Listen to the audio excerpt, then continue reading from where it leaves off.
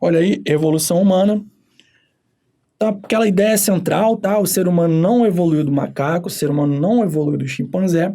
Na verdade, a gente compartilha um ancestral comum com o chimpanzé, mais próximo do que com qualquer outra espécie atual, tá? Então, o nosso grupo irmão atual é o grupo dos chimpanzés.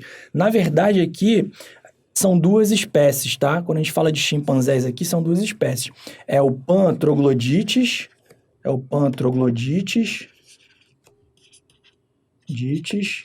e é o Pan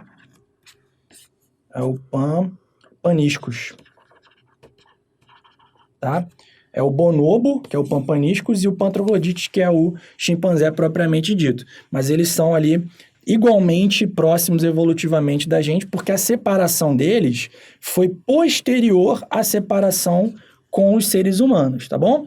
Voltando na nossa árvore filogenética, a gente vai encontrar a separação ou o encontro, né, com os gorilas, o encontro com os orangotangos, depois com os gibões, macacos do Velho Mundo, macacos do Novo Mundo, társios e lêmures. E aí a gente tem um ancestral aqui de todos os primatas, beleza? Bom, ao longo da nossa evolução, a evolução da espécie humana, o que a gente enxergou foram algumas tendências, né? A tendência mais marcante da evolução humana é a tendência ao bipedalismo permanente. O que é isso? É o ser humano ficar apoiado em dois membros apenas. A gente tinha ancestrais que eram quadrúpedes, e ao longo da nossa evolução, isso foi modificando para um bipedalismo. Em comparação com o esqueleto de um gorila, que é esse cara aqui, ó, né? E aqui o ser humano, a gente percebe diferenças bem marcantes, muitas delas em virtude da diferença de hábito quadrúpede para bípede. Porque, veja só, se o indivíduo é quadrúpede, né, a coluna ela vai se ligar ao crânio na parte posterior do crânio. Olha aqui para mim. Imagina que a minha mão aqui, ó, é um crânio, tá? Se o indivíduo ele é bípede, a coluna vai estar ligada na parte de baixo do crânio.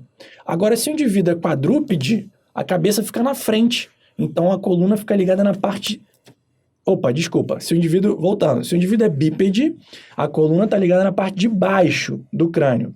Se o indivíduo é quadrúpede, a coluna está ligada na parte de trás do crânio. Então, o forame magno, que é o local onde a medula chega ali no nosso crânio, ele foi gradativamente migrando de uma posição ventral para uma posição, de uma posição posterior para uma posição ventral, em virtude aí da evolução do hábito bípede, beleza? Volta aqui no nosso slide, tá?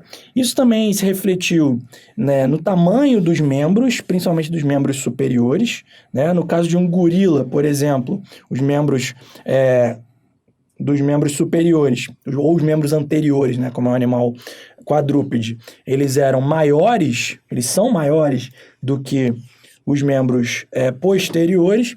Já no nosso caso é o contrário, as pernas são maiores do que braços, beleza? Outra coisa que foi uma tendência na nossa evolução foi o tamanho cerebral, que tendeu ao aumento. Então, hoje nós temos aí um tamanho relativo cerebral maior do que qualquer outra espécie, tá? E outra coisa foi a pegada de precisão, que, diferentemente de outros primatas que conseguem ter essa pegada de potência, né, a pegada de precisão é uma característica exclusiva da espécie humana, que permite movimentos muito precisos, muito delicados, muito finos, inclusive como aí a expressão artística que nós vamos ver como uma característica bem marcante da espécie humana. Agora, quando a gente vai buscar os nossos possíveis ancestrais, a gente tem uma coxa de retalhos. A gente, a cada dia, acaba descobrindo novos fósseis que podem modificar a nossa ancestralidade, mas o que nós temos aqui são vários possíveis candidatos a nossos ancestrais. A gente tem aqui, ó, uma escala temporal, milhões de anos.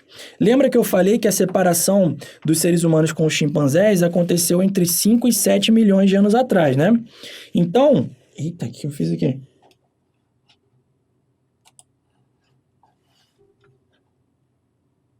Caraca! Tive uns problemas técnicos aqui. Eu cliquei em alguma coisa muito louca. Volta. Pronto, voltou. Foi. Então, repara o seguinte, foi só para dar emoção aqui para nossa aula. Repara que esse cara aqui, ó, esse cara aqui, ele tá numa posição aqui há 6,5 milhões de anos, que ele nos deixa certas dúvidas se ele existiu antes ou depois da separação dos seres humanos com os chimpanzés. Então, como a gente vai ver aqui, ó, ele é o primeiro candidato à nossa ancestralidade, né? Viveu há cerca de 7 milhões de anos atrás, né? Então, o Sahelanthropus tchadensis, ele foi encontrado no Chad, né, lá na África, também chamado de Toumai, tá? E ele realmente gera uma dúvida se ele é um ancestral dos seres humanos ou ele é um ancestral dos chimpanzés e dos seres humanos, tá? O outro candidato que a gente tem aqui é o Ororhyntugenensis, que viveu há cerca de 6 milhões de anos, e também o Ardipithecus ramidus, há 5,5 milhões de anos, que os seus fósseis indicam já uma postura ereta e um andar bípede, mas com hábitos predominantemente arborícolas. Olha aqui para mim, rapidão. A gente sabe, pessoal, que o andar bípede, ele está mais associado com ambientes de savana, né? Com hábitos menos arborícolas e mais de solo. Né? Por quê? Porque favoreceria, um andar bípede favoreceria a visão de longo alcance, favoreceria você manter o seu corpo mais afastado do solo para diminuir a perda de calor, tá? Na savana africana, que era bem quente. Então, a gente sabe que o hábito bípede está mais associado com andar nas savanas e menos com hábitos arborícolas. No entanto, tanto o Ororhyn quanto o Ardipithecus têm indícios fósseis de hábitos bípedes, porém arborícolas, né? Então, são aquelas coisas que provavelmente você vai dizer o seguinte, que o hábito bípede surgiu antes, né, da saída das árvores, ou que gradativamente os seres humanos, esses ancestrais dos seres humanos, estavam indo e vindo, né? Tipo, iam para as árvores para dormir, passavam o dia andando nas savanas, e isso gradativamente foi selecionando indivíduos com hábitos, com esqueletos mais apropriados para o andar bípede, tá? E aí, volta aqui no slide, a gente tem esse que é realmente, sem dúvidas, um dos nossos ancestrais, que é o Australopithecus, que nós temos aí várias espécies encontradas, o afarensis, o africano, são algumas delas, que viveu entre 4 e 1,2 milhões de anos, né? Essa aqui é a reconstituição de uma fêmea de Australopithecus. Já tem uma tendência bem grande ao bipedalismo, né? E aí, aquelas mudanças ambientais que eu estava falando para você, de um ambiente mais arbóreo para um ambiente mais de vegetação rasteira, foram bem característicos ali e podem ter realmente motivado esse hábito bípede, como eu acabei de citar aqui. No entanto, esse hábito bípede, ele não foi acompanhado por um aumento cerebral relativo ou correspondente, tá? Outra característica desses indivíduos é que eles tinham dentes menorzinhos, menos grosseiros. E aí, finalmente, a gente chega no nosso gênero, o gênero Homo, né? A espécie mais antiga do gênero Homo é o Homo habilis, o Homo habilidoso, que a gente sabe disso porque foram encontrados ferramentas associadas a esse período e a essa espécie, então há cerca de 2,2 milhões de anos. Depois, mais recentemente, o Homo erectus, há 1,8 milhões de anos. Esse aqui realmente ele tem um potencial muito grande de ter sofrido, então, um evento de cladogênese e gerado tanto o Homo neanderthalensis quanto o Homo sapiens. Ele seria o nosso ancestral ali mais direto, tá?